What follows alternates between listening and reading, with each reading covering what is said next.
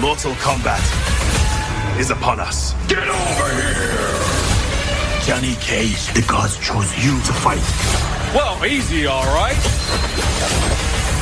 I'm an actor. I can't do this.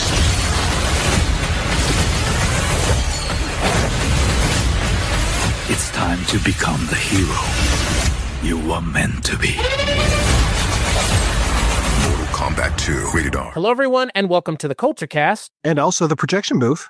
I am your host, Chris Stachiw, and I am joined by the host of the Noob projection Cybok. booth. Oh, sorry. Noob Cybok. I am joined. I was hoping you would do your name back. I guess you know what Noob Cybot is, right? It's the creators of the games, names backwards. No, I never knew that. Yeah, Ed Boon and John Tobias were the creators of Mortal Kombat, so Noob Cybot is just their last names backwards. Oh, how toasty. Yeah, Nice. Jesus Christ, this guy, he's already, oh my God. On this episode of the Kulturecast in the projection booth, we're taking a look at 2026's sequel to 2021's Mortal Kombat. This film is aptly titled, now follow me here, folks, Mortal Kombat 2. Annihilation. God damn it. I wish. I saw an article that was like Annihilation stumbled so Mortal Kombat 2 could run. I'm like, no, I don't. No. Annihilation's fucking bad. Like, Annihilation was talked about as one of the worst video game movies ever made for the longest time. So, oh, yeah. No, it did not famously stumble. bad special effects. Yeah, it fucking face planted. Like, it's Mhm. yeah. But yeah, on this episode, we're going to be talking a little bit about 2026's Mortal Kombat. We will be spoiling the film if that is a thing you care about. Before we talk spoilers in the film specifically, Mike, would you suggest people go check this out in theaters? Because right now, that's the only place you can see it. If you like silly movies, this is a good one. Do not think that this is high art by any stretch of the imagination. I had a fun time watching this, but I also was prepped for exactly what I got. Does that mean you took an edible before you went? No. I was prepped and ready. I was my wife was having to hold me down in the seat as I was spacing out in the theater. I mean, I would agree. I would say for me, if you watched the first movie from 2021 and you thought to yourself, man, this movie is really serious for something as, and look, I love Mortal Kombat. It's my favorite fighting game series, period. It is the one that my parents took away when I was a child. It's the one that I still play as an adult more regularly than anything else. It's the one whose characters, I think, other than maybe Tekken and a little bit of Street Fighter, are like etched in my like psyche. If you didn't like how serious the first one was, this one, I think, addresses what dumb fun Mortal Kombat is, because Mortal Kombat is not a serious franchise by any stretch of the imagination. Yeah. And the video games have tried to make it a little bit more serious, and the storylines in the video game, I think, are more serious than the movies are. But I think even in the video games, they're kind of still fun adjacent, if not still fun, depending on the game we're talking about. So I would suggest if you're a fan of Mortal Kombat, go watch it. Like Mike said, if you're a fan of dumb action movies, I would suggest watching it. If you're a fan of Karl Urban, I would say go watch it, because there were very few movies that he's the fucking lead in. Well, is he the lead? That was going to be one of my first questions. Maybe not. I mean, yeah, he's as much the lead in this movie as he is in a lot of the other things he's the lead or one of the lead characters in. Star Trek, Dread. Yeah. He's the main character in Dread more than he's definitely the main character in Dread. Yeah, I would think this is more akin to like, this is about as much screen time as he gets in like Thor Ragnarok.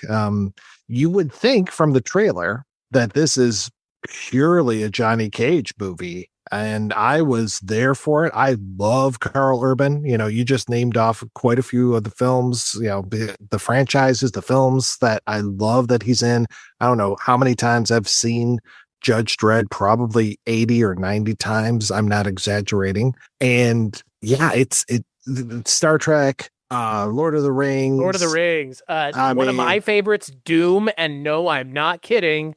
He's actually one of the better parts of that movie. A movie that is really, talk about a movie that looks like it's going to be The Rock's movie, and it's actually Karl Urban's. He really is so much fun to watch. And as soon as I saw that first trailer for Mortal Kombat 2, and that was a long time ago, because let's not forget that this was delayed for quite a little bit, which is never a good sign.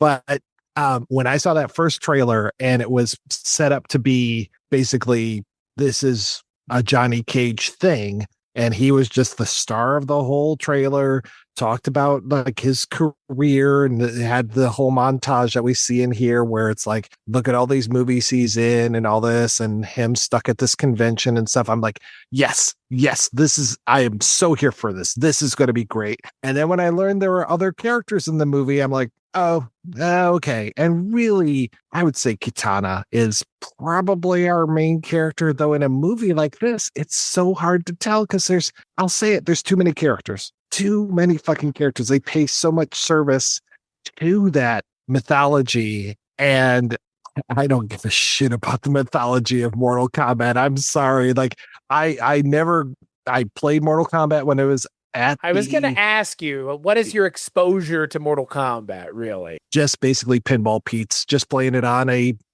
machine. Like, okay. I did not have the game. I don't remember that because it was the whole thing of like, was it Street Fighter II was SNES, and then what? Mortal Kombat was Sega. Is that right? It was. So Mortal Kombat was Green Blood on Super Nintendo, and on Sega they allowed it to have the red blood. Okay, is what the issue was. So they kind of like censored the game on Super Nintendo. I did not play it very much at all when it came to just like I would literally just pay quarters for it. So I never was sitting at home or sitting in my college dorm room, sitting in my college house with my friends. I was there playing Street Fighter II. I was being Blanca, I was being Chun-Li, I was being E Honda, Edmund Honda, all those kind of things.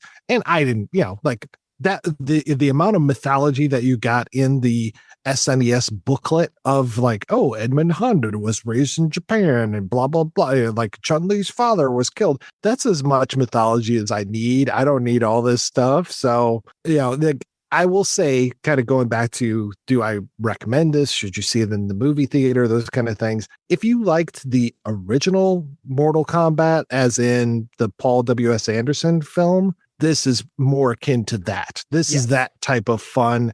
The special effects are decent. I would say the special effects are probably better than the 2021 film. Some of those are real fucking rough. I think that Goro looks better in the Paul W.S. Anderson film than he does in the Simon McQuoid film. Yeah, and that's the problem. Like, I went and rewatched the 2021 film over the weekend before I watched the sequel, and one of my close friends, who he and I, like, Mortal Kombat is one of like our things, like our kind of like points of reference. Like, we love Mortal Kombat collectively. It's one of the things we talk about. It's one of the things we bitch about because of the way they've treated the franchise in the last couple decades since the last movies came out, the first movies came out.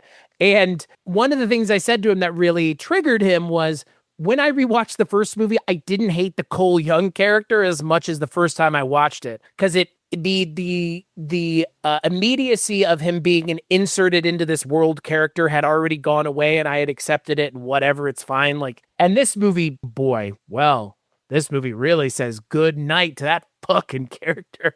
That first movie was so self-serious, and it's because of that character. It's because they created a new character, and he's the eyes of the audience. Why didn't you just make that first movie the Johnny Cage movie? I don't understand. Like, I don't understand why you would make this movie after having made that movie, when this movie is a sequel to that movie, and this movie is doing what that movie did, and this movie sidelines the character from that first movie. I know nobody was a fan of the character in the first movie, but then they should have just not made him. They had a fucking guy from Earthrealm. They even had a woman from Earthrealm that they could have used as the fish out of water character.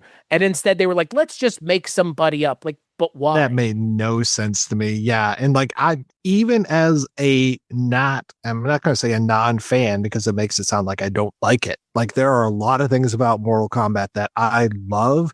I mean, I made the little toasty reference. You wouldn't be talking about this movie with me if you didn't like Mortal Kombat. You wouldn't have gone to the fucking theaters and seen it. Like, let's just get in front of anybody who's like, you guys just don't like it. Like, trust me, my bank account and the money I spent to fucking see it, and the amount of money I've spent on the Mortal Kombat games, is reason enough to believe I like Mortal Kombat. Okay. Oh yeah. So does Mike. Like, I mean, God, the whole finish him, flawless victory, all that kind of stuff. And it's so funny when you like, I kept waiting during this film, and I'm not getting into spoiler territory, but I kept waiting for like is there going to be like a finish him or a get over here, those kind of things. Like that is so jammed into that first film. Like there's the character with the hat, and sorry guys, I don't Kung know. Lao. Yes. When he kills someone in the first movie, he like stops and like close up flawless victory. And I'm It's like, so cringe. oh yeah. Yeah. Makes my skin crawl. Like it. And what's funny is it's the same director from the first movie, but not the same writer. Right. That's the thing. And Jeremy Slater, like I have to give Jeremy Slater actually a fair amount of credit here for this film's success because he's written so much shit. I know. It's just absolute shit. But he has co-written Coyote versus Acme, which looks interesting. And Kong X Godzilla is probably the least offensive of the things he's written. I agree. And that's another one. Like you're talking about my wife's favorite movies here. When you're talking about Dread, Kong X Godzilla, I mean, you see the stats when we watch these movies on your Plex server. You see how many times, like, she was watching Plex off of somebody else's server, and he was like, "Is there something wrong? You watched Dread 60 times last month?" And I'm like, no, that's right. That's Sounds about right. So that's why I knew that I wasn't, lying when I said I probably have seen it 80 times. So I'd like to point out, as much as Jeremy Slater maybe hasn't worked on things that don't spark joy for you, I don't know if you've seen the Exorcist TV show. It was really good. He was I think he's the creator of the show even. Quite good. I think you should watch it. Yeah, like the first season, if I remember correctly, has Gina Davis in it. She's great. Like, he created it. He wrote wrote the first episode and a couple other episodes. I mean, yeah, his other track record maybe not great, but I would say of the things that I've seen of his, this is probably the best thing in terms of movies. I'm really only holding against him Moon Knight just because I had such an unpleasant experience with Moon Knight.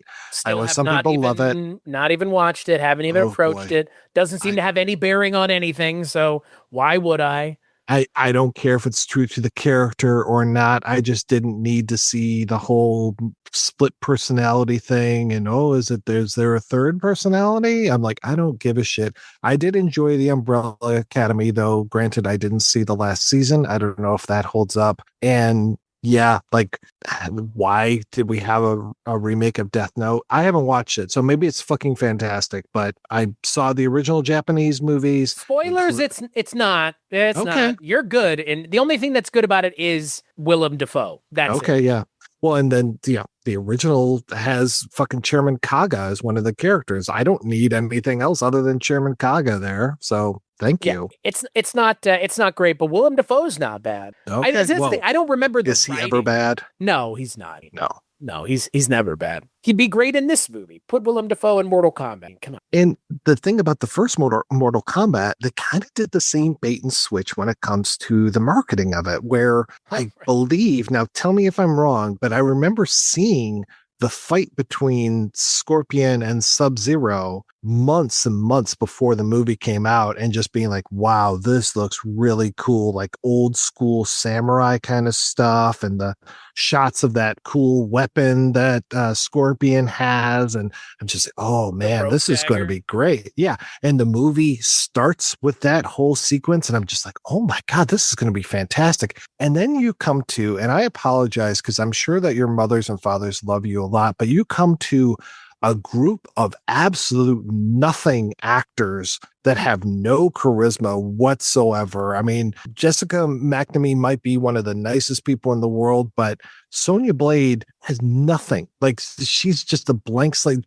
Jax, nothing. Like, and those ridiculous chicken arms that he has, like through the, like a third of the movie, like just so much of this. And the only person that seems to have any personality in the movie is Kano. And then he's just an annoying dickhead. So it's like, I just did not like any of the characters when I watched the original one. And so when they had Karl Urban as Johnny Cage, I'm like, okay, whatever Karl Urban is in, sign me up. I'm here for it. I'm more of a fan of Carl's Earl as opposed to Carl's Urban. Is that right? No, I don't know. I just like his name is Urban. Get it? Yeah. Get it? Get it? Or they will say Urban if you're how Urbane. Yes. I'd like to, and I'm okay. So I think it's time to transition to spoilers. Okay. Can I say something without people turning this off? Karl Urban, I think, is kind of miscast in this. Oh, absolutely. He is no offense, Karl Urban, way too old for this role. Absolutely way too old for this I wouldn't role. even go that far. Like, what's funny is, and I know you're not a super big into wrestling guy. Do you know who Mike the Miz Mizanin is? No. So he's from your kind of neck of the woods. He's from Ohio. He's a pretty well-known wrestler. He actually campaigned to be Johnny Cage in the movie. And I think he would have worked better just on paper because his whole personality is that Johnny Cage before he falls on hard times. And if he were to fall on hard times, you could believe that he'd play a character who'd be sitting at that table, with the $15 to sign a photo type shit. Because there are wrestlers that do that in real life. They go to conventions and do that. Karl Urban I don't know if he's too good of an actor, but he stands out like a sore thumb because he is too good of an actor. Yes, he is. I mean, he's too charismatic. He's too good. And he just doesn't play Johnny Cage the right way. And I don't know if it's his fault. I don't think it's his fault. I don't even think it's the writing. I don't know what it is. It's maybe a combination of the two, but this is it's so far afield from Johnny Cage. He's not enough of a dickhead. He's not even a dickhead enough. Johnny Cage is kind of an unrepentant asshole. Even when he gets married to Sonya Blade and they have a daughter, he's still an asshole. And it mellows him a little bit because now he's a dad, but he's still a fucking dick. That's the point. I never would play as Johnny Cage. He was just the pretty boy guy. And now let me clarify real quick. When I said that Karl Urban is too old for the role, he's too old to play young Johnny Cage, like the Johnny Cage that I've seen in the other films. Opposite all these young people. Absolutely. Now, if he was the protagonist of this film, and it was much more of his journey of being an unrepentant asshole, somebody who was completely spoiled, who really is slumming it by being sitting at that convention table in the super sad state of affairs, gets thrust into Mortal Kombat, blows his chance, fucks it up, has, I wanted him to not take things seriously and just be making fun of every single, but give him more of the Kano role almost. Johnny Cage, the hot shot, turns into Kano, the asshole kind of guy who just doesn't take anything fucking seriously and then has to have, oh my God, forgive me for saying this, a character arc, because then he finally comes to know oh, this is really serious shit. And people's lives are on the line and look at how horrible this, not Shao Kahn, who's the big bad of this. Shao Kahn. Okay. Sorry. I get him mixed up with Liu Kang? With Shang Tsung. Shang Tsung. Thank you. Yes. And I'm just okay. Yeah. Give me that arc. He has an arc, but it's way too quick. It just happens very quickly. That fight with Baraka just turns him around very fast. And I'm oh, okay. Great. But like I said, Kitana is probably the real protagonist of this. And then I know it sounds like I'm bagging on this movie. I had a lot of fun, but all through the whole thing with Kitana and Jade and Shao Kahn, all I could think of was Thanos, Gamora, and Nebula. Yeah. Yeah. All I could think of was that. I was okay, well, Jade is Nebula, and Gamora is Kitana, and Thanos is Shao Kahn. And the whole relationship of them and everything is just, for me, it was completely that. I was waiting for him to hand her a little dagger and talk about how perfectly balanced it is. Doesn't this movie feel a little MCU-y?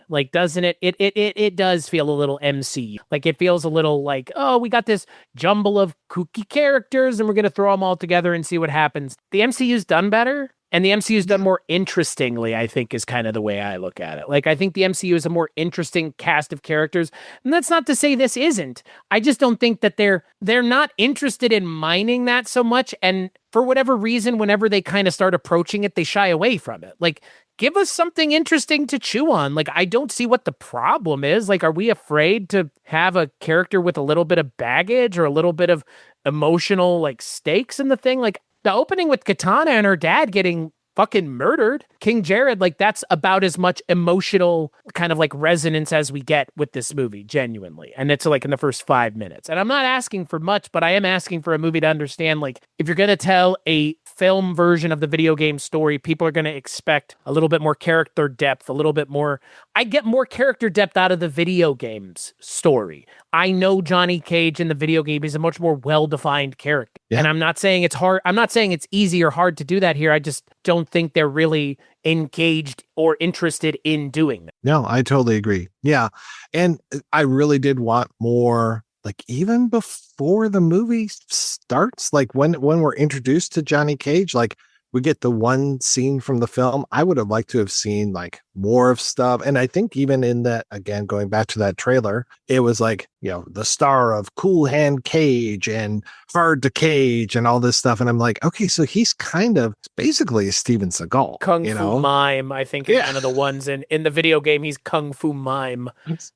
So it's like, yeah, like this is or the like character he's more I like a see. Jean-Claude Van Damme adjacent character. Like, yeah, he's like Seagal, Van Damme, but they just don't lean into it hard enough. Like, no, they don't lead into it at all, really. Like, one scene is not enough. No, it really should have been like, because like him going back to his car and putting the unsigned, unsold posters down and putting his shit in his trunk and stuff. I'm like, yeah, I want to see this. I want to see. I mean, that kind of reminded me of Galaxy Quest, where it was just like, okay, yeah, this is the sad life of these stars all these years later, going to these conventions. Like, it kind of reminded me a little bit of the Bruce Campbell movie, where he basically is playing Ash. My name is Bruce. My name is Bruce. Yeah, it kind of reminded me of that, just like sending himself up kind of thing. And I was like, yeah, this is pretty cool. You know, like, when I saw him, because even, sorry, I keep talking about the trailer, but the trailer was, you know, see Johnny Cage in Uncaged Fury. Like, I showed that to Andrea and she's just like, oh yeah, let's see this. And I go, do you know what this actually is? And she, no clue. And I'm like, this is a Mortal Kombat movie. She's like, oh, okay. Like, she doesn't know Johnny Cage. So I'm like, yeah, no, this is going to be great. Like, Karl Urban in a Mortal Kombat movie, this is going to be great. But it kind of gets lost in the sauce. Like, we spend a lot of time with Katana. We spend some good amount of time with Kano and with Jax and all this. And I'm like, I don't really, Liu Kang. Yeah, I don't really care very much about these other people. Just, you know, it's like, you know, it's funny because of course before the movie they showed a trailer for Street Fighter 2, and I'm just like, okay, you know, this is the exact same problem. Like, at least with the first one, for all of its flaws, but at least with that one, you know, Jean-Claude Van Damme is the fucking lead of that movie. There's no ifs, ands, or buts. Sometimes he gets lost in that movie a little bit, but it's like, okay, this is a JCVD movie. No matter what, like, everybody else can just, like, you know, go along. And again, I'm like, I hope we don't get lost in all of the fucking mythology of Street Fighter 2, because they've had so many versions of it. I'm sure they've built up that mythology so much. I don't need it. I just need people fighting. I need a big green monster with yellow hair that can turn electric power on. Do you know who plays him in that movie? No. Is it Jason Momoa? Oh, Jesus. I also saw the trailer for Supergirl and saw him show up as Lobo in that. It's like Momoa Summer, baby. I like him enough. I think when they let him just kind of be, he's good. And that's the thing with Karl Urban. Like, when they just let him be, he's great. Oh, he's fantastic. It's almost like they were forcing Karl Urban into this. And I mean, again, like, I can think of at least Mike the Miz would have done better. Karl Urban, just what he brings to something is not this energy. And it never has been. And it was always like, I was hopeful because it is Karl Urban and he's such a good actor that, like, even though this is against type for him, I still kind of hoped against hope. Well, even if it's against type, he'll still be able to, like, elevate it because he's a great actor. But to your point, like, I guess I didn't also think, well, what happens if he just kind of isn't given anything interesting to do? And that's more or less what happens. Like you said, the focus of the movie is on actors and characters that aren't nearly as interesting or entertaining. And I know people want to say, like, well, this has gotten better than Mortal Kombat Annihilation. Like, it actually has the same fucking problem that movie did, which is too many fucking characters. I will say, at least in this movie, they're not like, isn't that right, Sub-Zero? Right. Yeah. Isn't that right, Scorpion? It does feel a little less stunty and stuff because there are a lot of characters in that first one where I'm just like, this must be a character added after I quit playing this. Like the woman with the wings and stuff. And that's like and a Mortal Kombat 4 or 5 creation. Yep. And again, don't give your character wings unless you can actually animate them to look like they are actually flying because it looks bad. Like, well, we're sitting right now in 2026 in the age of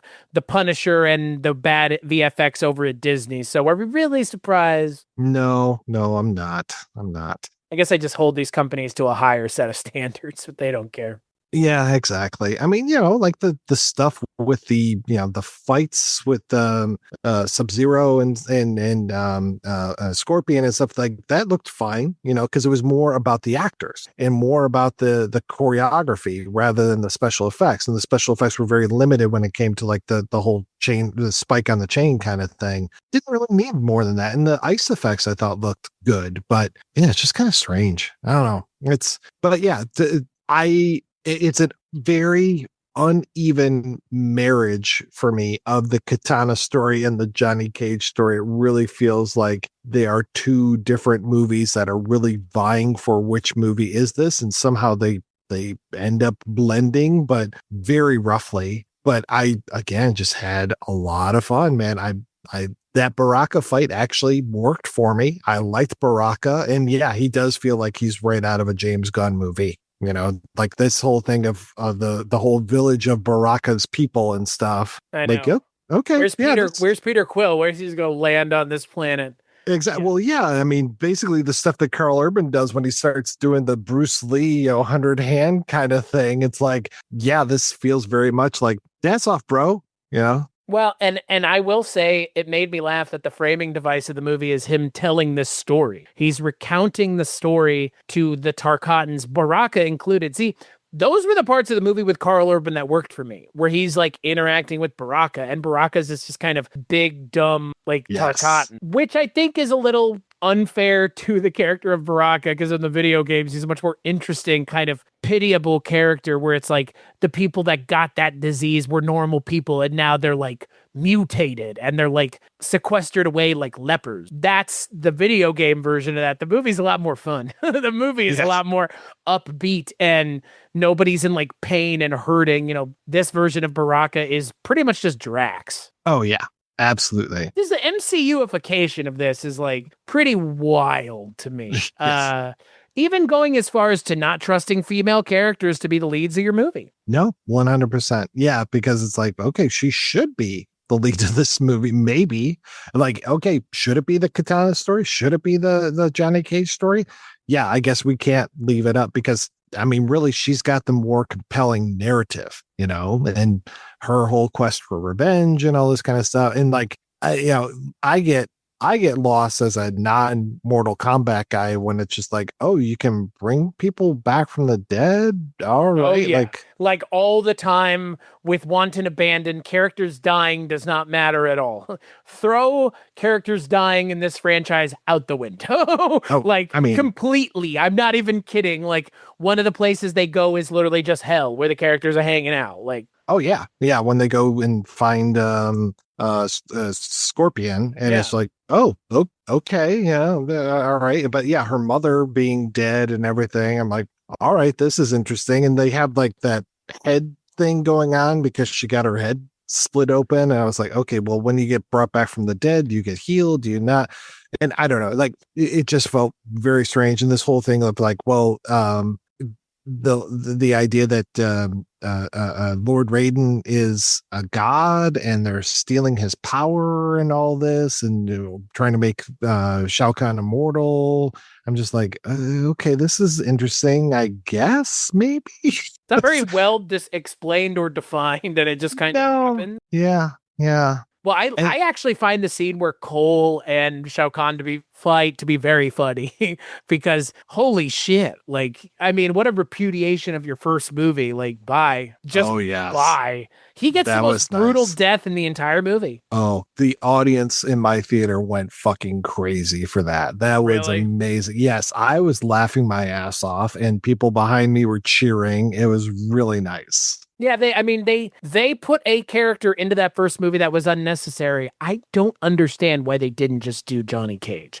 If you're going to just do Johnny Cage anyways, why not just do him then? Like, you don't have to create a character who's the eyes of the audience when you have a character that acts as the eyes of the audience already. Like, he's an Earthrealmer and he's American. Like, yeah. I don't know, like, it was funny hearing Karl Urban's Australian accent coming through from time to time. And him versus Josh Lawson. And I'm just like, now it would be very ironic if Josh Lawson, was not Australian, but he is. He's from Queensland. And like when he is over Australianing it, like Crocodile Dundeeing it up. Oh my God. He is just like crikey, like putting some shrimp on the Barbie kind of thing, going to Outback and ordering a bloomin' onion. And then you got Karl Urban he does a good American accent, but you can tell he was kind of fighting. And I'm just like, man, this guy is the ultimate Australian versus Karl Urban, who is just trying to be American here, but God bless him. And Josh Lawson, like I said before, he seems to have a lot of fun in this movie and he makes it more fun for me. I'm like, oh, okay. Yeah. Like once he comes onto screen, I was like, this guy's actually pretty funny. Like I don't remember liking him at all in the first movie. And I have to say, like, total cards on the table, I barely remember the first movie. I for sure saw it. And I remember loving that first like 10 minutes of the movie, whatever that Scorpion Sub-Zero part was. But after that, I'm just like, wow, this feels like really like straight to DVD or straight to VHS direct, that first movie. I just was like, really? Like streaming, my friend. It was VOD especial. Well, it was also during the pandemic, right? Yeah, the joke I was going to make at the beginning was whether or not people should pay to go see the movie. Pay to go see the movie you undoubtedly watched on HBO Max during the pandemic. Pay to go see the sequel to that movie, because I didn't pay to see the first movie. It was a fucking 2021, pandemic dump surprise. Fuck. Like, that's the other thing. Like, this movie feels like more of a movie than that movie did. That movie felt like pandemic entertainment. Like, I didn't pay for the first movie and I've still felt ripped off. Fair. I mean, that first movie is just so fucking self-serious, and I don't understand why, because Mortal Kombat is not a self-serious franchise by any stretch of the imagination. No, not when you've got, people ripping out each other's spines and stuff, and babication and, all those babality, and animalities and all those friendships and everything else. Yeah, like there's too much humor in Mortal Kombat for it to be taken this seriously. And I would go as far as to say this movie is a step in the right direction, but even it is too self-serious still. Even now, absolutely, it's too like having it open with Katana's dad gets murdered. Like, nobody fucking cares. Like, this is not, I'm not here for this. And I do think it is a bit of a bait and switch again, because the first movie was sold as Scorpion and Sub-Zero, and this movie is sold as Johnny Cage. It's like, it's neither of these. Neither of these movies are neither of these things. And shit, if you really want to get like really like nitpicky about it, this movie is more of a Johnny Cage movie than the first movie is a Sub-Zero and Scorpion. Absolutely. Because the Sub-Zero and Scorpion in that first movie is 2 fucking scenes, and that's it. Yeah. Oh, you have helped me break the curse. I appreciate you. Thank you. See you next movie. Yeah, like, okay. Like, I'm sorry that we couldn't get you Hiroyuki Sanada away from Shogun for more than 5 minutes. Or Westworld, I guess season 2 or 3, whichever the one, it's Samurai World he's in as well. So, and he's so good. I love best that parts guy. of this fucking movie. Man. Oh yeah, he is fantastic. And yeah, like the only reason I haven't talked about him because he has fuck all to do in this movie. It's another one of those like you're saying, like that first movie should have been his movie. Like, he is a great fucking actor, and then you give me your Jaxes, your Sonya Blades, your all these people, and I'm just like, I give a shit about these people. Get me back to this guy. He's a real fucking actor. Well, and I was gonna say Ludi Lin as Liu Kang is probably the least non-charismatic of the main bunch.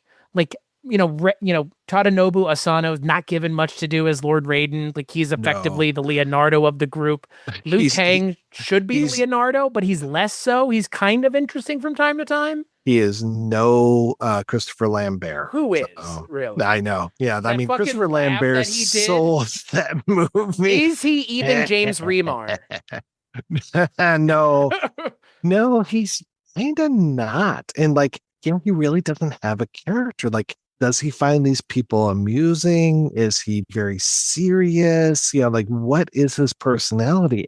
I could sit here for another 5 hours and have no idea how to describe this character because he just doesn't have a lot going on. In the video game, he's much more clearly defined, but even in the video game, they struggle with what to do with him because of the god aspect of his character. They struggle with what to do with him. I mean, he had a heel turn in the video game for a while that kind of went nowhere, but he's kind of just a through and through good guy. And like what's funny is Kano is not really ever a good guy in the video game. He's more or less always a villain. He's like a merc for hire. And I think it speaks to Josh Lawson as an actor that they were like, you know what? You need to be a good guy now in this franchise because you're clearly the part of the movie that people resonated with from the first one. So we need to have you on screen opposite Karl Urban. That would be meta funny. Obviously, we've talked about the Australianness of it all, but like Josh Lawson may be the best part of this movie. Like, absolutely. Yeah, in terms of the actors that we are subjected to and see with regular frequency in the film, it's probably Josh Lawson by like a large margin. Absolutely. Yeah, because again, he's funny. He is light, like once, especially when he has his turn to like, let's kill these fucking guys or whatever. It's just like, all right, good. Like I really didn't need him back as a bad guy. And when he does his pretty immediate turn to being a good guy, I'm like, oh, okay. And he even somehow forgives Sonya Blade for killing him originally. But then the movie ends with her being like, I'm going to kill you again. And he's like, okay, like, all right. Yeah, like, sure. Yeah. Yeah. And again, no offense to the actors, but just like, she doesn't have anything to do, like, no, I seem to remember the Sonya Blade from the Paul W.S. Anderson film way better than I remember this one. Of course you remember Bridget Wilson more. Of course you. Right. How did Paul W.S. Anderson find the balance of these characters so much better than what we're seeing now? Is it just the fan service? Like, well, we have to put this character and we have to put this character in, or is it just not knowing how to handle so many characters and not being able to decide what's the storyline that we should be following? I'm fine with, A, B, C, D storylines, obviously, but they really need to be ordered in descending amount of screen time and importance. And, it's even okay to switch tones. Like, you and I are two of the biggest fans of the Lord of the Rings that I know. I mean, once the fellowship is broken, we are going all over the place with all of these different characters, but it always feels balanced. And to your point about the Marvel movies, I mean, can you imagine if Infinity War and Endgame had been directed by somebody lesser than some people hate the Russo brothers, but I thought they did an amazing job and they knew when to cut to these different storylines and when to bring these characters back, because you're dealing with a shit ton of characters, but nobody feels lost to me. And I will say Simon McQuoid has like no other credits to his name other than he's a commercial director. I mean, God love him, great. You made this big leap. You're playing in the big leagues now, but it's just like, you got to really work on the whole idea of like tone and balance. Yeah. Well, and I was going to say, like, applause to him for being able to escape that world of commercial filmmaking.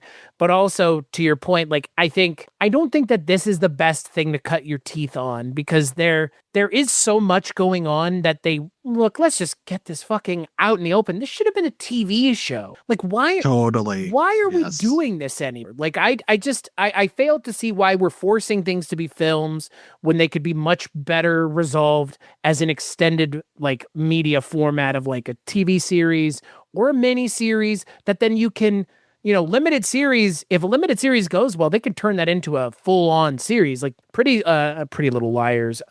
Was it one of those shows a couple years ago on HBO was like limited series and it won awards for being a limited series and it came back as a second season. Like, in this day and age, anything can come back again, even if it's a limited series. So why not just do that?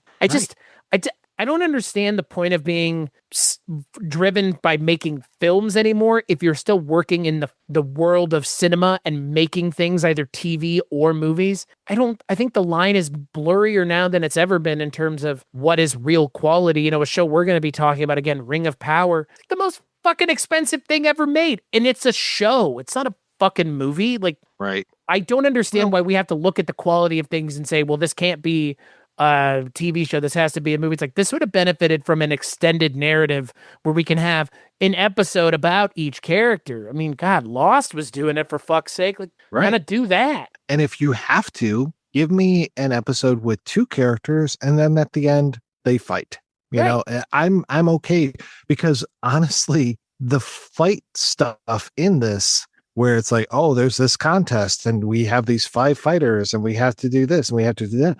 It feels, to be honest, that feels kind of shoved in here too, where I'm just like, okay, what are we doing? Are we doing the whole relationship between Jade and Kitana and all this? Like, that's a very complicated relationship that they have. I'm like, okay, it's also some great fight choreography and stuff. And then it's like, okay, here's these 5 or 10 diamonds up in the sky.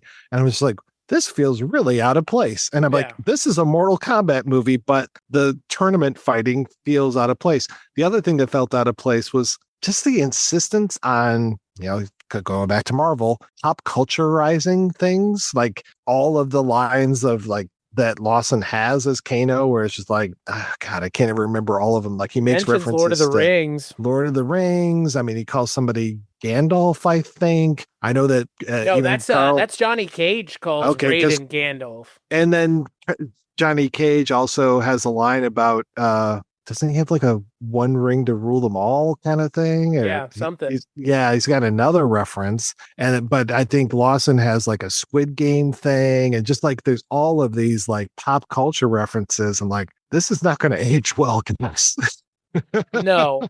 Well, and I was going to say, like, for me, like, I feel like they gave all the choice lines to Kano and didn't give anything to Johnny Cage. Yeah. It was like once Josh Lawson shows back up in the film, it's just like, okay, everybody, here's the guy that we're going to put on screen the most, even though he's a resurrected character from the last movie. And again, like I said before, Mortal Kombat is, as a franchise, able to have characters come back with pretty large amounts of frequency. People rarely stay dead, even if they have their goddamn heads ripped off. In Mortal Kombat, one of the jokes for Mortal Kombat for a while there, when they had the X-ray moves, was, how the fuck is this Mortal Kombat when people are having their spleens broken inside of their body? That would kill them alone. Like, and then to go as far as, finish him, or we're going to leave him be. Like, I think in Mortal Kombat, there shouldn't be any sparing of people. That was kind of the point. And to then have this movie go, well, you spared one of our people. Like, that's not. Yeah. That's missing the point once again of Mortal Kombat. And it goes against the words Mortal Kombat.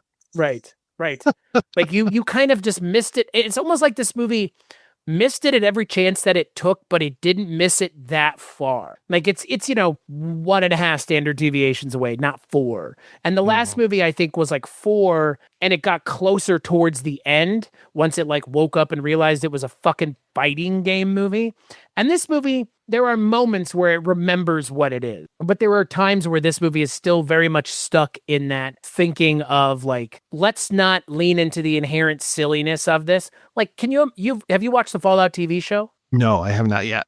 It's amazing. I mean, for fans of Fallout, it might not be the best thing. Like, and I have some friends my close friend that's a Mortal Kombat fan also likes Fallout a fair amount, and he does not like the Fallout show because it's very different from the video game.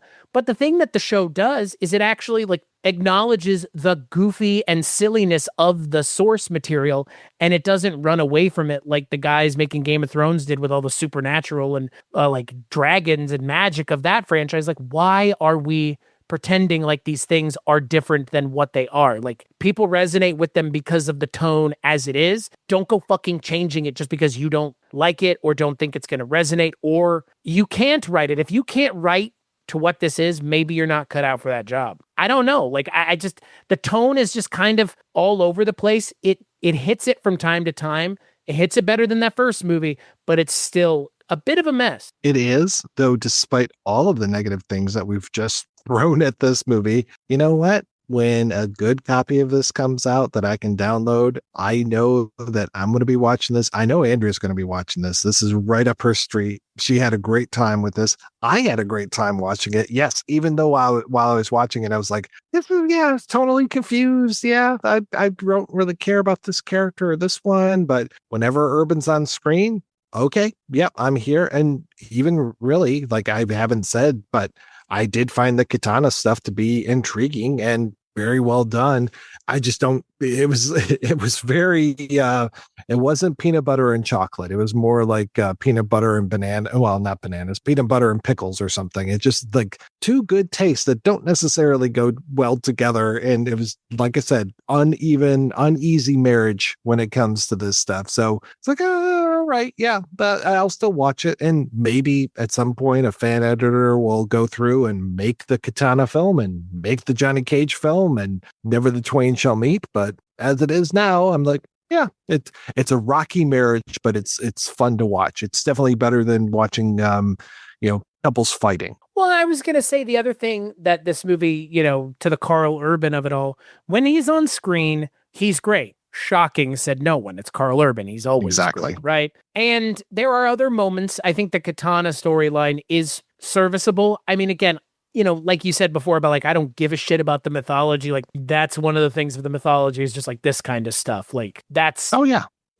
hard lean into the mythology. I mean, there's another character in the movie that's such a hard lean into the mythology. I'm surprised you haven't mentioned him. Damon Harriman as Quan Chi, which mind-blowing to me that he's in this. He's a character from the video games that is at the level of Shao Kahn and Shang Tsung in terms of like ability to do harm and damage to the characters, the hero characters.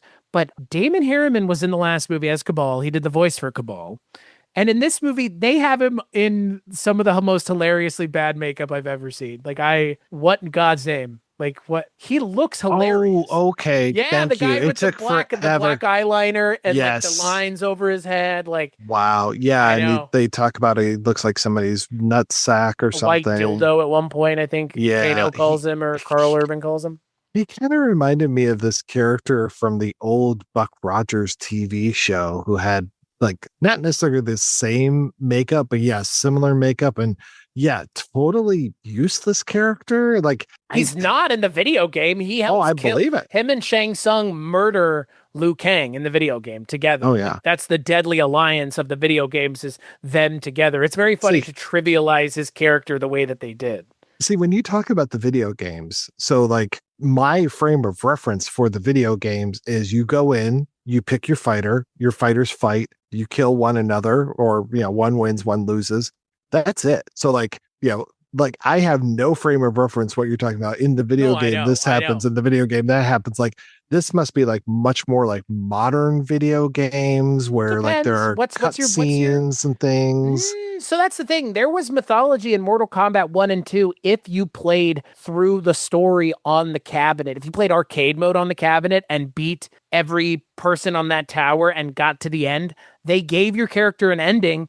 And there was a character description screen that had, Liu Kang, and it said a thing about him, who he was. And then the ending gave a similar thing. Like there was the barest amounts of mythology in the video game for the longest time. And then when Mortal Kombat Mythology Sub-Zero came out, when it transitioned to home consoles and away from the arcade, experience, that's when they could start having a story mode or a single player mode where you can examine the mythology, as it were. The original movie has a fair amount of mythology too. I mean, they talk about Earthrealm and Netherrealm and Outworld. Like it's still there. I think, unfortunately, living in the MCU times, like they got to over-explain everything now. And it's just like things can be just left up to like, this is just the way it is. We don't need to have everything explained. And I prefer when things aren't explained to death at this point in my life anyway. Right, yeah.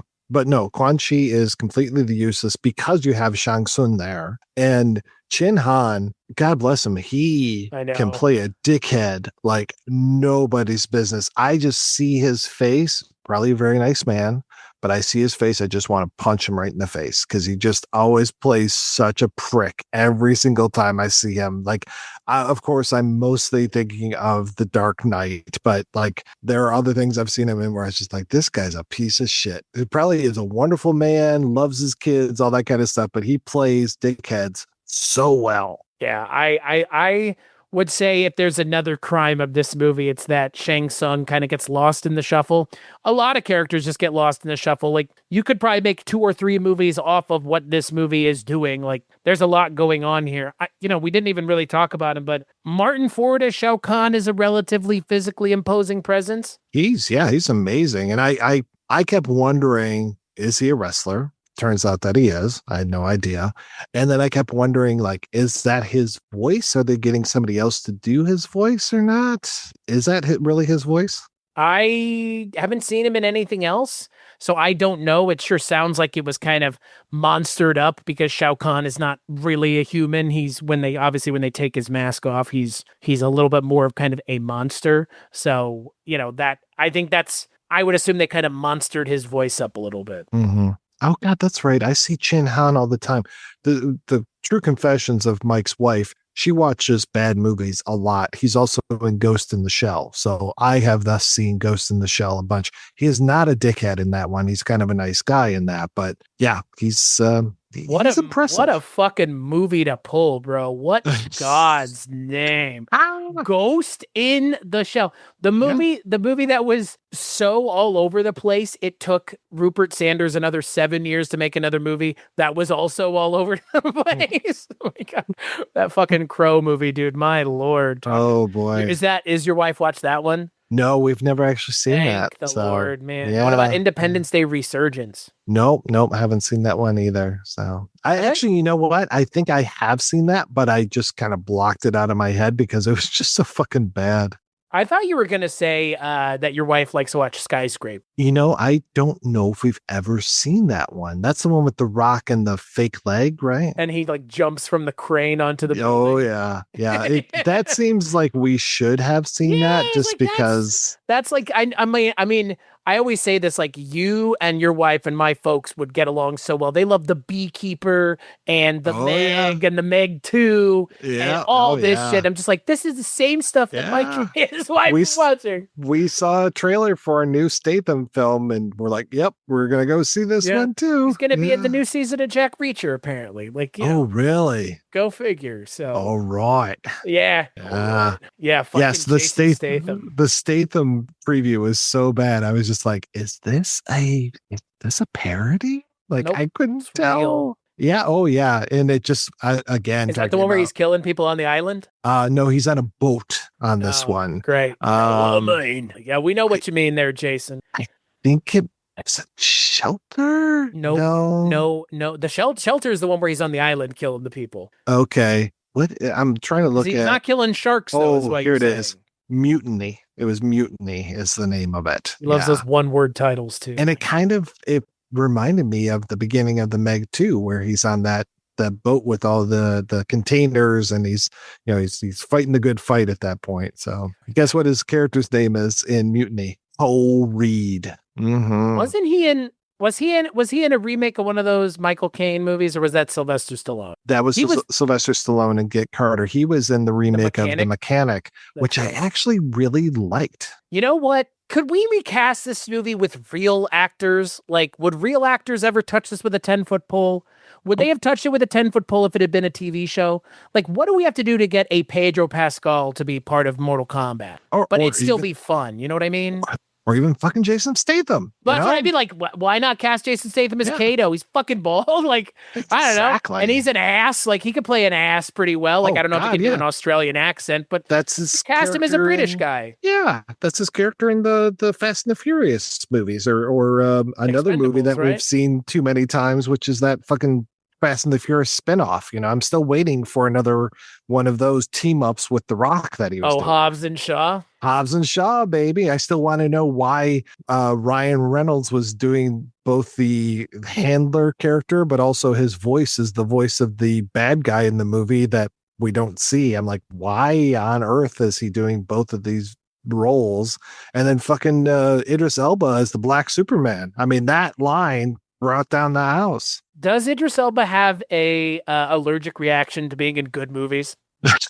Well, hey, he was in Pacific Rim, so. Does Idris Elba have an allergic reaction to being in good movies? I fucking love that I first know Pacific you do. Rim. Yeah. I cannot abide any of those movies. Maybe if I were to rewatch them now in my older, more mellowed out age, I wouldn't hate it so much. You know, I bet you he's really good in Beasts of No Nation. is that the one where he plays one of those like African drug lords? Yeah, I think so. Warlord, yeah.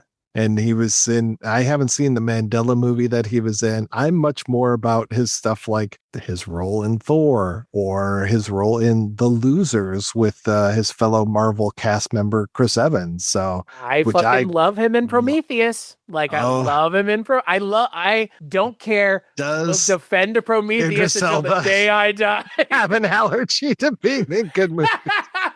Prometheus is a great movie. You're right. It's not a good movie. It's a great movie. He's really good in the Zootopia movies. So, right. Yeah. Yeah, really good in those. And you know what? And I think the conversation needs to end. He's not going to be James Bond. We've missed the boat so far. It's going to be some little pithy white bitch. Who's probably, we'll be lucky if it's not Timothy Chalamet. I feel like 90 pounds soaking wet. Yeah. No, and to defend Elba, like talking about James Gunn, he was really good in the Suicide Squad. They're basically picking up, doing the almost exact same thing that Will Smith was doing, but probably for less money and less pain in the ass on set. I say, and comparatively. Yeah. Oh God. Yeah. Talk about disinterested in that first. I was disinterested as an audience member. I was going to say, like, where is the version of this movie where we got like big name actors to be this? Like, I don't understand why this isn't treated the same way as like Last of Us or other video game properties. Like, this is a legacy video game property. Like, why is this not? I mean, I guess maybe because it is a movie that is the extent of it being treated as such, but to have a bunch of TV actors and then a random smattering of a ton of Australian actors as well, it doesn't live up to the promise of Mortal Kombat. And there's not even enough like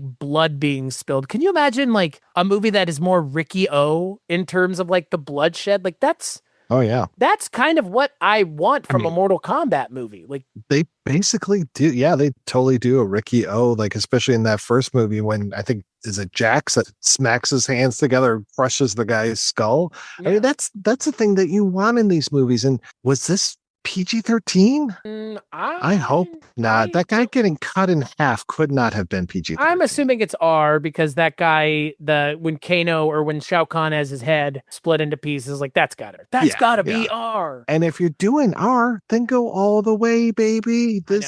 You should be dropping F-bombs and doing all kinds of shit. Go nuts. Make it fun. And that's the thing. Like this video game movie feels caught in the before. Not the before times of video game movies, but a antiquated way of making video game movies that video game movies have moved past. Like Fallout, Last of Us as TV shows. Even that Super Mario Brothers movie showed us like you can be fun in the universe that's already been created. You don't have to don't assume nobody knows what the fuck this is. Like it's fucking Mortal Kombat. Like the Street Fighter movie, the trailer for it makes it like it knows what it is. This movie, I don't think that first Mortal Kombat movie felt like it didn't want to be perceived as a video game movie.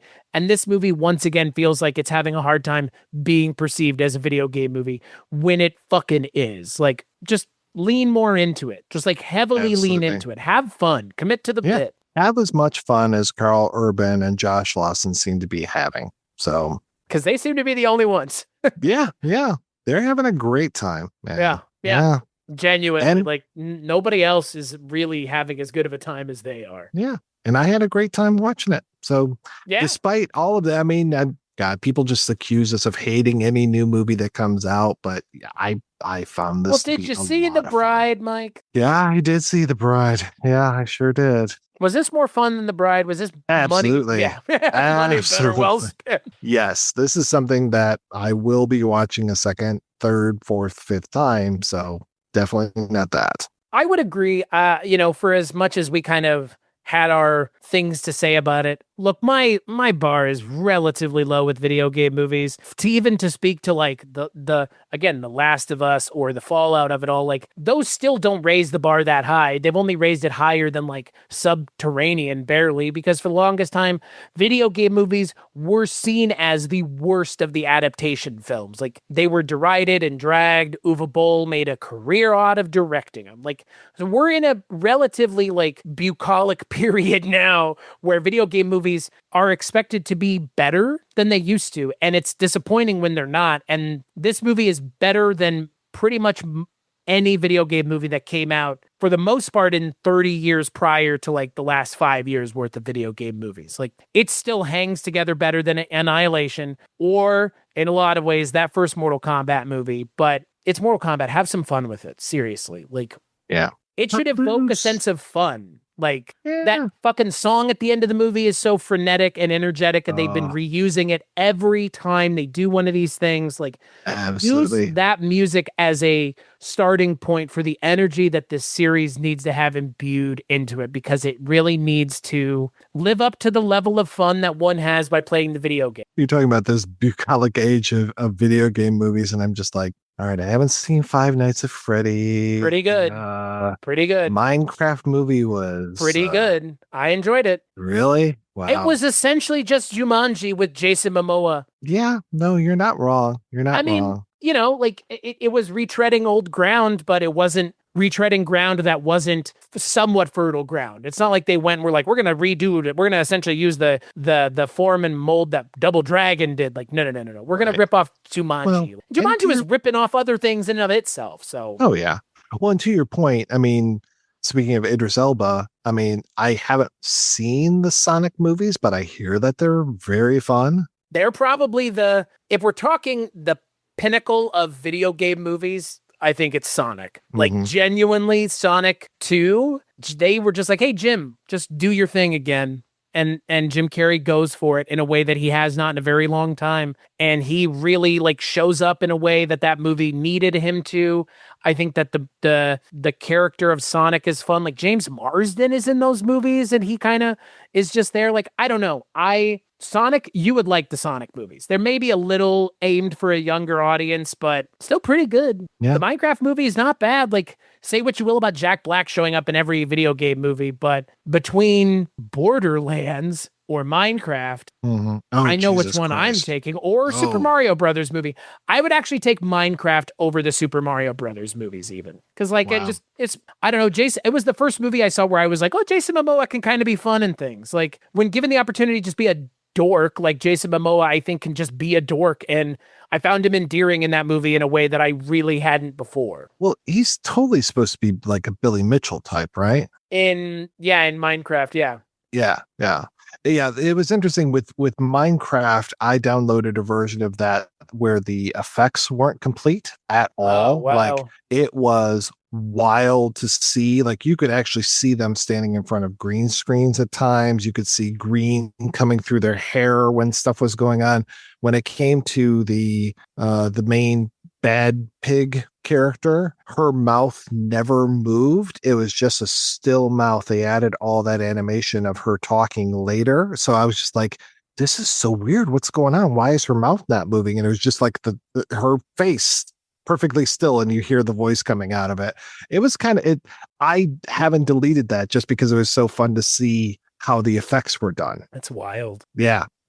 And I mean, that was kind of same thing with the original Wolverine Origins movie. I remember that one. I had that one on my computer back in the day in college. I still have that on my computer. I've never watched the real version of it. I've only watched that fucked up version with that weird, like the animatics of Logan getting hit by that truck and stuff. Yeah. That for me, that's more entertaining than the actual movie itself. That is a funny point of thing that we share here. I've never seen Origins either other than that version. Like the version I saw in my college dorm room on my little like 8 to 10 inch, whatever the fuck it was, black MacBook sitting there just being like, wow, like what the? Well, that was the first time we ever saw Deadpool. Like, you know, that was And no, you're absolutely right. This is a really good, well, I'm sorry. I was kind of mixing up video games and comic books because I was just thinking of that Nightcrawler origin story. I mean, Jake Gyllenhaal really played the shit out of that role. You son of a bitch. Funny enough, that for as bad as the Wolverine movie is, the Wolverine game based on the movie is amazing. And it's the first time they ever allowed you to rip dudes apart as Wolverine. And like, the game was rated M, so you could cut dudes' arms off and jam your claws into their heads and rip their heads off. And it was like, well, if the movie had been that, we might have been having a more fun of a time. There are moments in that movie that are really good, like him and Sabretooth when they're growing up together and all that. I thought that was really fun, and the whole bone claws and stuff. Like all the pre-Weapon X stuff I thought was actually pretty entertaining and just like kind of puts you in mind of like, yeah, this guy's hundreds of years old. Like he and his brother can't die really because of the regeneration. And what does that actually imply? We should have had Hugh Jackman as Johnny Cage. God, that would be fun too. I mean, why do you want Australians all the time? I don't want Australians. I think Simon McQuoid wants Australian. Like half of the cast of this movie is just Australian. Yeah. I mean, he is Australian, right? Yeah, he McQuoid? is. Well, I mean, come on, that name. That name sounds like a dead giveaway, doesn't it? Wow, yeah. Wow. Simon, not the McQuoid. Next thing you're going to start talking about his accent and how big his nose is, those kind of things. Yeah. The dead giveaway. Oh God, yeah. You can tell he's Australian. Just by the name Simon. What a Simon Steen. Yeah. Right. I would equate this movie in a lot of ways, and I was thinking about this because of just like, again, just why you would have the audience being treated stupidly in this day and age about things. This movie reminded me a lot of Hellboy, the way Hellboy 2 was after Hellboy 1. Yeah. Where it's like, where was that character from the first movie? He is gone now. He poochied away. Like, yes. Same thing here. Like, just trust the audience. I think we're in a time now where either trust the audience or stop making things, because they trusted the audience enough with Spider-Man to not give us another origin story. If you just gave us Liu Kang and Kung Lao kicking the shit out of people and got people to get on board with that and interested in that, you don't have to like, oh, here's this character from the video game and there's this character. Like, you don't have to do that anymore. Like, we're so far past it that this is a convention of a time gone past. This reminded me a lot of ways of like Morbius with comic book movies. Like, we're past this. We can do better. So, but to your point, still we've done a lot worse. And I would put this in the top third of video game movies. And to your point, I think from before, it's much better than the first one. Yeah. Yeah. No, absolutely. Yeah. Talk about tonally just shit in the bed. That was rough, man. Yeah. This one I'll watch again. The first one, no thanks. Don't ever need to see that. Same. Me either. And if they give us a Johnny Cage spinoff or a Katana spinoff, I wouldn't be surprised. I would implore anybody who's a Mortal Kombat fan to go watch the cartoons. That they have the feature-length cartoon. One is based on Scorpion and one is based on Johnny Cage. Those are very entertaining. I believe Joel McHale voices Johnny Cage in the cartoon.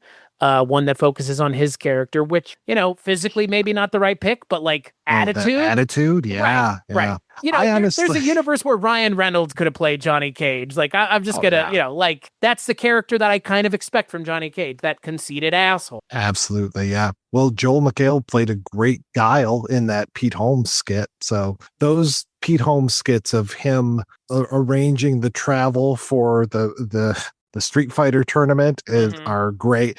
Not as good though as him as Professor X firing all of the X-Men. That's fucking comedy gold, especially him firing what's the Creole guy? Oh, Gambit. Him firing Gambit. That is so good. Well, I could throw him a sandwich. How could you forget Channing Tatum's great turn as Gambit? Oh God, that fucking accent, man. Well, I'm all stuck on Wolverine Origins. I forget that there is another Gambit. So. Right. Oh man. Oh yeah. Like core memory unlocked. Man, we should do a podcast on Wolverine Origins at some point. What a weird ass movie that just like got made, existed. They referenced it in Deadpool 2. Do they reference it in Deadpool 2? Is that where they referenced it? I think it is. Where he kills him, where Deadpool shows up and shoots him in the fucking head. Like, oh, wow. I just saw what you were talking about. I had no idea what you meant about the Punisher being bad CGI. Holy shit. It just came up on my Reddit. Just like, this is the CGI they actually used. I am stunned by this. Nancy This looks Marchand in like The Sopranos. It is not. this looks like it's fucking like Wolverine Origins was better CGI. Holy Yeah. shit. I've seen better CGI in video games. Wow. Speaking of Mortal amazing. Kombat. How did they let this go out? It's a TV show, Mike. That's why. It's a Oh, one shot. Who cares, right? Nobody's going to watch so it that closely. Terrible. Wow. I mean, they were complaining about those effects in Thor Love and Thunder. This is worse, man. It's bad. Wow. Is the whole movie like this? I'm just watching the scene of the Punisher falling on like a container or something. Yeah. I don't know if it's all like that, but that's the worst part for sure. Wow. Yeah. Yeah. There's no excuse anymore when these big budget studios can't put out good CGI. Like what are you working them too hard? Are you not giving them enough time? Are you not paying them enough? Like, what are we doing here? Like I'm not saying it should be embarrassing, but I don't know how else to interpret it. Like if you're trying to make something that looks realistic, you failed. So that's a failure. Like, there's a moment in this movie where Johnny Cage does a flip and it's clearly just like a guy with Karl Urban's head, like CGI'd on it. I'm like, man, that doesn't look great. Like, and they showed it in the trailer even, and I was like, this doesn't look good. Like, what are we doing here? Like, why are we not like pay these people some money? You guys make enough money off these goddamn movies. Like, I don't know if this movie's going to be a rounding error for Warner Brothers or not, but it might be. $5 million off the books, whatever. $10 million off the books, whatever. We're getting a third one though, Mike. That's for certain. Yeah. No, I mean, this kind of ruled the box office. So. Yes, we're going to be talking about Mortal Kombat 3 in how many years that this movie took to be made, plus 2 more to be delayed again? Right. Yeah. Yeah. Well, what's really frustrating for me, Chris, is I'll just kind of pull back the curtain a little bit since this is a shared episode between us. I was reached out to by a PR guy. Oh gosh, when was the first time? Sorry to do quick math here, but the first time I heard from this PR guy was August 25th, 2025, reaching out to you about upcoming film, Mortal Kombat. The film stars Karl Urban playing Hollywood has-been Johnny Cage, Katana, et cetera. Yep, Martin Ford. And it's like, okay, we're still firming up our New York, LA screening schedule, but please let us know if you're interested in taking a look. And when I was like, hey, I'm not in New York or LA, but I would love to interview some folks, he was like, oh, cool. Who do you want to interview? And I sent this like long list of all these people. And I'm going down to like fucking gaffers. I'm like, I'll talk to anybody about this because I know we're going to talk about this. Like, no matter what, I want to talk about this movie. Right. Well, you've heard all of the interviews that we played during the break on this episode. And so, yeah, I'm glad that this really paid off very well. And I'm glad that they did such a stellar job of publicity promoting this film. Jesus Christ, man. I reached out to the guy again like a month ago and I was like, hey, dude, like after he had to tell me like this movie's being delayed, but we don't know where it's coming out. October 24th, 2025 is when it was supposed to come out. Right. So, oh, God. Okay. Oh, God damn. That's almost 8 months ago now. Yes. So, okay. Cut to like 2 months ago. Hey, dude, like, let's rekindle this. I would love to know who I could talk to. I want to do this episode, all this kind of stuff. And it's like, okay, great. Yeah, like we're working on it. And then I reached out to him again 2 weeks ago, maybe 3 weeks ago. He's like, oh, great. I'm turning you over to this other team because this is my last week here. So I'm like, oh my God, it's us. I'm like, is it your last week here because you've done such a piss poor job? Or is it your last week here because the rest of the company is doing such a fucked up job and you're going over to better pastures? I hope it's the latter one. Like, if so, more power to you, buddy. They screwed the pooch when it came to this. And I don't even understand some of the marketing of this. Obviously, we talked about the Johnny Cage-ness of it, but like I was watching an Instagram reel and they're talking about, it was this kid with these sunglasses. And he's like, these are my grandfather's sunglasses or something. And like Karl Urban takes them and just, obviously blatantly breaks them and is like, oh, well, I'd give you mine, but the prescription.